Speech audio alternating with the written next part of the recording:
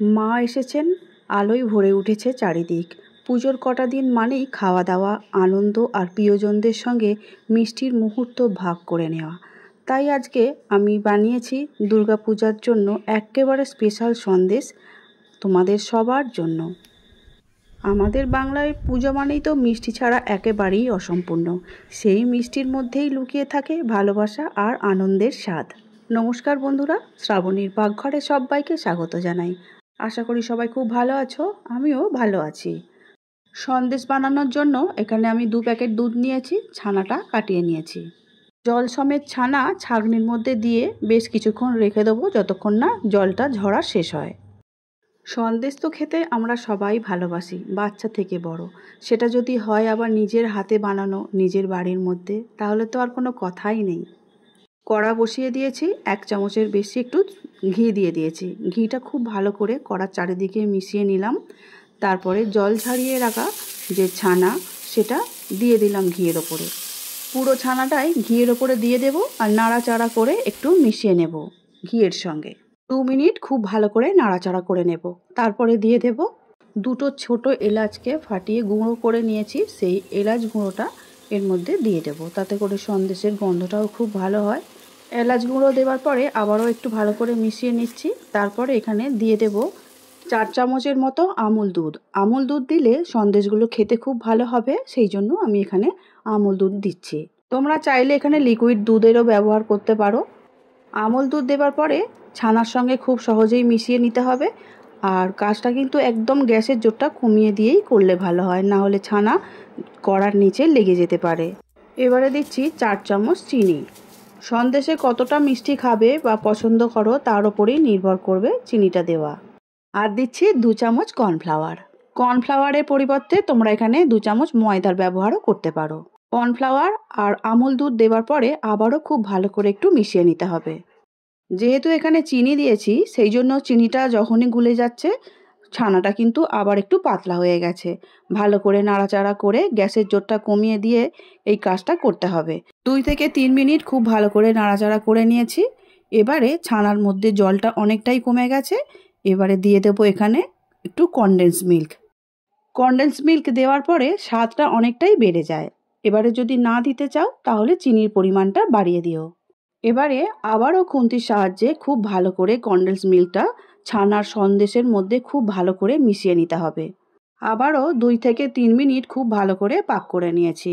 এবারে সন্দেশের জন্য মণ্ডটা কিন্তু একদম রেডি হয়ে গেছে। একটা প্লেটের মধ্যে ঠান্ডা করার জন্য তুলে নেব। সন্দেশের মণ্ড প্লেটের মধ্যে তোলার পরে স্প্যাচুলার সাহায্যে একটু ভালো করে মিশিয়ে দেবে, কারণ সঙ্গে সঙ্গে তো হাত দেওয়া যাবে না। এই অবস্থায় সুন্দর করে শেপ নিজের ইচ্ছা মতো দিয়ে দিতে পারো। আমিও তাই বিছিয়ে দিয়ে একটু ঠান্ডাটা করে নিলাম।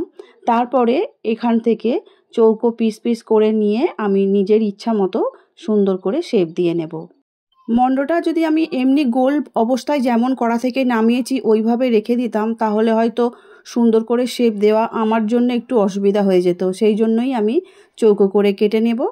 আর তবে ঠান্ডা হলে তারপরেই কেটো। সন্দেশের জন্য পাক করা যে ছানার মণ্ড, ওখান থেকে অল্প করে একটু সাইডে সরিয়ে নিয়েছি বাটির মধ্যে। অরেঞ্জ কালার ফুড কালার দিয়ে আমি এখানটা একটু ভালো করে মেখে নিচ্ছি। তোমরা যদি না চাও কোনো কালার দিয়ে, তাহলে এমনিও বানিয়ে নিতে পারো। 10 মিনিট হয়ে গেছে, এতক্ষণে সন্দেশটা খুব ভালো করে জমে গেছে। পিসগুলো সেই জন্য করে নিচ্ছি আমি। দেখো সন্দেশটা ঠান্ডা হওয়ার পরে পিসগুলো কিন্তু অনায়াসেই হয়ে যাচ্ছে। আমি চাইলে এই অবস্থায় রেখে দিতে পারতাম, কারণ এই মিষ্টিগুলো খেতে খুবই ভালো হয়েছে। আর হাতের চেটোয় একটুখানি ঘি মাখিয়ে নিলাম। ঘি মাখিয়ে নেবার পরে ওখান থেকে চৌকো চৌকো পিস এক একটা তুলে নেব আর নিজের ইচ্ছা মতো শেপ দিয়ে নেব। আর অরেঞ্জ কালার দিয়ে যেটা বানিয়েছিলাম ওখান থেকে ছোট্ট ছোট্ট গোল বলের মতো করে নেব আর সন্দেশের মাঝখানে দিয়ে দেব। আর তার ওপরে দিয়ে দেবো একটা করে কিশমিশ। তোমরা চাইলে তোমাদের ইচ্ছা মতো ড্রাই ফ্রুটস এখানে ব্যবহার করতে পারো। মা দুর্গার আগমনীর জন্য যে সন্দেশটা আমি বানাচ্ছি, তোমাদের কেমন লেগেছে অবশ্যই কমেন্টে জানিও। প্রত্যেকটা সন্দেশ আমি একইভাবে বানিয়ে নিচ্ছি। একটা করে চৌকো পিস নিচ্ছি, নিয়ে প্রদীপের মতো শেপ করে অরেঞ্জ কালার ছোট ছোট বল করে ওপরে বসিয়ে দিচ্ছি। এই সন্দেশের মণ্ড দিয়ে তোমরা চাইলে তোমাদের ইচ্ছা মতো শেপ দিয়ে নিতে পারো। আর কি বলো তো বন্ধুরা, যখন নিত্য নতুন কোনো জিনিস বানানো হবে দেখবে বাচ্চারা বেশি পছন্দ করে। রান্না করার থেকেও নিত্য নতুন রেসিপি বানাতে বা সুন্দর সুন্দর করে তার রূপ দিতে এটা আমি বেশি পছন্দ করি। অরেঞ্জ কালারের যে মিষ্টির ডোটা আছে ওটা হাতের চেটোই ঘুরিয়ে বলের মতো করে নিলে আরও খুবই সুবিধা হয় কাজটা, আর দেখতে বেশি ভালো হয়। আমার মনে হচ্ছে হাতের চেটোই, সেই জন্য কিছু কিছু গোল্লাটা আমি করে নিচ্ছি। মা দুর্গার আগমনীতে বাড়িতে মিষ্টি না থাকলে কি চলে? তাই আমি আজকে বানিয়ে নিলাম, আর সন্দেশের মধ্যে থাকুক মায়ের আশীর্বাদ আর পরিবারের সবার ভালোবাসা। কিন্তু মা আসছেন সেটা খুব ভালো লাগছে, আর মা যখন বিসর্জনের দিন চলে যাবেন তখন কিন্তু মাকে মিষ্টিমুখ আমরাই করাই। আর সেই মিষ্টি মুখের জন্য এই মিষ্টি খুব যত্ন করে তুলে রেখে দিও। 1 সপ্তাহ থেকে 2 সপ্তাহ অনায়াসেই খুব ভালোভাবে থেকে যাবে, কারণ তোমার নিজের হাতে বানানো সন্দেশ তুমি মাকে খাওয়াবে।